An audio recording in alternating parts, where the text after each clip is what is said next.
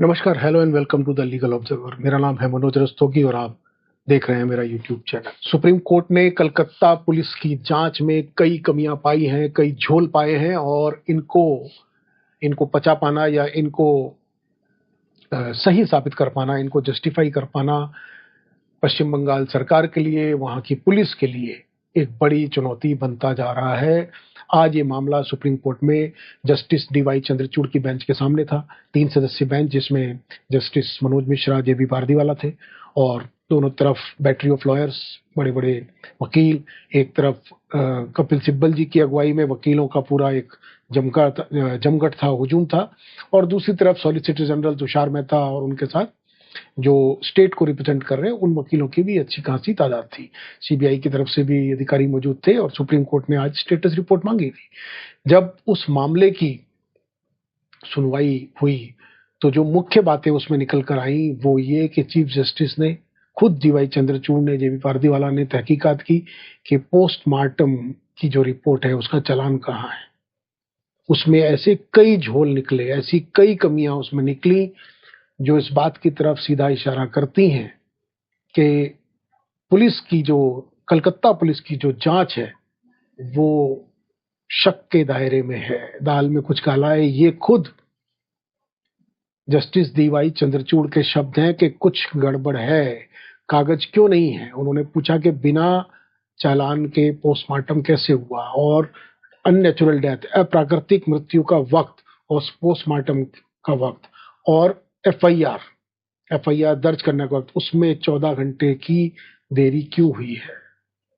तो उन्होंने वो बारीक चीजें पकड़ी जिसका जवाब कपिल सिब्बल जी नहीं दे पाए। कागज ढूंढने लगे, समय मांगा उन्होंने और वेस्ट बंगाल सरकार के लिए, वहां की पुलिस के लिए ये जो आरोप हवा में घूम रहे हैं, जो दिनों दिन बलवती होते जा रहे हैं और जिसको एक बड़ा राजनीतिक मुद्दा बना दिया है। एक तरफ ममता बनर्जी खुद अपनी पार्टी के अंदर के जो उनके वरिष्ठ नेता हैं, जिसमें जवाहर सरकार जैसे राज्यसभा सदस्य हैं, दूसरे भी उनके कई सीनियर लीडर्स हैं। कहा तो ये भी जाता है कि उनके अपने परिवार में जो उनके भतीजे हैं अभिषेक बनर्जी, उनके और ममता बनर्जी के बीच में भी मतभेद है। अब कारण चाहे जो भी रहे हो, लेकिन ये बात तो माननी ही पड़ेगी कि ये मामला जो कि लॉ एंड ऑर्डर से जुड़ा मामला है, उसने इतना ज्यादा राजनीतिक रंग ले लिया है कि अब उसमें हर व्यक्ति उससे या तो अपने पॉइंट को स्कोर करना चाहता है, विपक्षी को साबित करना चाहता है कि वो पीछे है, कमजोर है।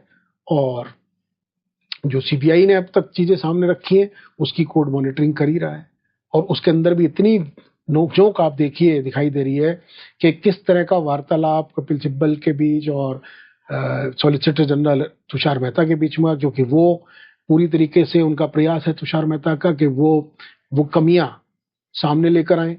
जो जो भी कमियां पुलिस रिपोर्ट में दिखाई दे रही हैं, लीपापोती में दिखाई दे रही हैं, और जिसके बाद ये जो धारणा है ये और मजबूत हो रही है कि कोई तो वजह थी कि वहां की सरकार ने इस पर लीपापोती करने की कोशिश की। क्यों कोशिश की, वो चीजें अब सामने आएंगी। उम्मीद करते हैं वो चीजें अब सामने आएंगी क्योंकि डिटेल मांगी है।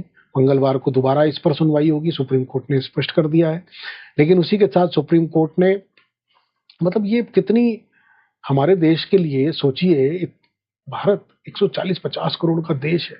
एक तो ऐसी घटनाएं हो रही हैं, इतनी जघन्य किस्म की घटनाएं हो रही हैं रोज। आपको कभी ये महिला का मामला देख लीजिए, कभी वो महाराष्ट्र में एक बुजुर्ग मुसलमान जा रहा है तो उसके साथ मॉब लिंचिंग हो रही है।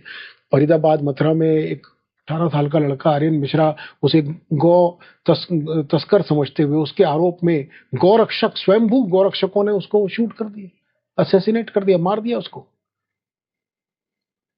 किस तरह की स्थितियां हैं, रोज आपको ऐसी घटनाएं देश भर से आ रही हैं जो लॉ एंड ऑर्डर की तरफ इशारा कर रही हैं। और उसके बाद सुप्रीम कोर्ट के पास पहुंचे और सुप्रीम कोर्ट को इतनी बारीक उसमें मीमांसा करनी पड़े, इतनी बारीक समीक्षा करनी पड़े, जैसे सुप्रीम कोर्ट ही आईओ का काम कर रहा है कि भाई ये कितने बजे हुआ, ये कितने बजे हुआ, ये क्यों नहीं हुआ, फलाना क्या हुआ, क्या रह गई है फिर। अगर राज्यों की क्रेडिबिलिटी ये है तो फिर सुप्रीम कोर्ट क्या सुप्रीम कोर्ट का काम करेगा? ये तो थाने का काम हो गया है। 60,000 62,000 के ज्यादा मामले हैं जो 30 साल पुराने हैं। कितने लाखों केस पेंडिंग है। कब वो दिन आएगा जब आप जो जस्टिस फॉर ऑल की बात कर रहे हैं वो होती भी दिखाई देगी। इस कदर राजनीति हो गई है कि सुप्रीम कोर्ट के चीफ जस्टिस को ये कहना पड़े कि भाई इतने सारे लोग जो हैं एक साथ बोलेंगे, इस तरह से तो सुनवाई नहीं हो सकती है, क्योंकि और उसके बाद फिर वो एक दूसरे पर राजनीतिकरण का आरोप लगेगा, प्रिंसिपल को उसको बोलना पड़े कि only God can save the country, अगर ये पॉलिटिकलाइजेशन है। क्योंकि हर छोटी सी बात पर दोनों तरफ के लोग इस तरह से भिड़ गए हैं।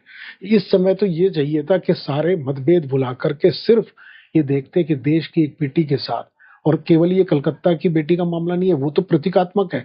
मणिपुर, उत्तर प्रदेश, राजस्थान, उत्तराखंड, कौन से राज्य से मामला नहीं आ रहा है बताइए? कौन से राज्य से? महाराष्ट्र, सब जगह, आसाम, किसी राज्य का आप बता दीजिए कि जिस दिन अखबार में ऐसी खबर ना आती हो, जिस दिन टीवी में, सोशल मीडिया पे ये खबर ना आती हो कि किसी बेटी को उसके साथ गलत हुआ हो, उसके साथ ऐसी ऐसी घटनाएं हो रही हैं कि वेब सीरीज के अंदर जो हिंसा दिखाई जाती है वो भी कम पड़ रही है, वो भी शर्मा जाए। इस तरह की घटनाएं अलग अलग जगहों से आ रही हैं सामने।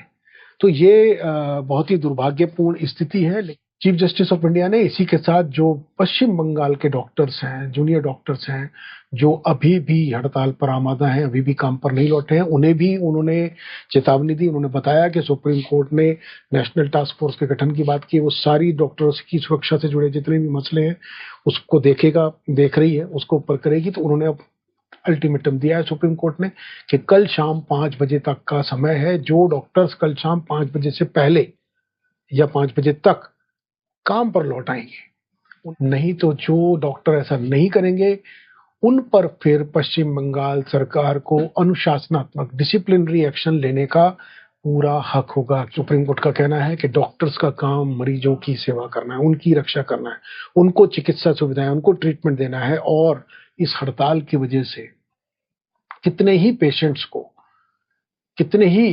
पेशेंट्स को ऐसी ऐसी तकलीफों का सामना करना पड़ रहा है जिसकी कोई जस्टिफिकेशन नहीं है। इसलिए डॉक्टर्स को तत्काल, क्योंकि जो भी कदम उठाने चाहिए थे अदालत को उन्होंने उठाए हैं, मॉनिटरिंग हो रही है, सुरक्षा के लिए जितनी भी बातें उठ रही हैं, जितने भी पहलू हैं, उन पर नेशनल टास्क फोर्स विचार करेगी और वो पूरी एक कंप्लीट, एक ऑलराउंडेड रिपोर्ट देगी जिसकी मॉनिटरिंग खुद सुप्रीम कोर्ट कर रहा है, जिसको अमल में लाया जाएगा फिर पूरे देश भर में।